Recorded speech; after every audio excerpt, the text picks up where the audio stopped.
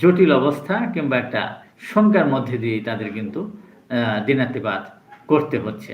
যদিও এর আগে মাত্র জাতির উদ্দেশ্যে বা সমাবেশে ভাষণে বলছিলেন, যদি পারেন আমাকে দেশ থেকে ধরে নিয়ে যান।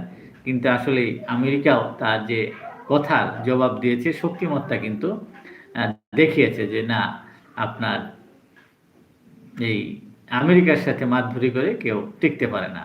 যেমন এর আগে এ পর্যন্ত আমেরিকার সাথে এই ধরনের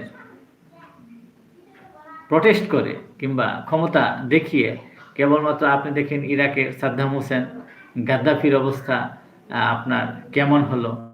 একমাত্র দেখা গেছে যে আমেরিকার বিরুদ্ধে প্রতিবাদ করে বেঁচে আছেন এখন পর্যন্ত হচ্ছে আপনার সাবেক প্রধানমন্ত্রী শেখ হাসিনা। তিনিও কিন্তু আমেরিকার যে ডিস্টেটের বিরুদ্ধে তিনিও বলছিলেন যে না, আমি যদি সেন্ট মার্টিন দিয়ে দেই তাহলে আমি ক্ষমতায় থাকতে পারি, কিন্তু আমি দেশের স্বাধীনতা এবং সার্বভৌমত্বকে বিক্রি করব না কিংবা বিকিয়ে দিব না, প্রয়োজনে আমি আমেরিকায় যাব না। এরকম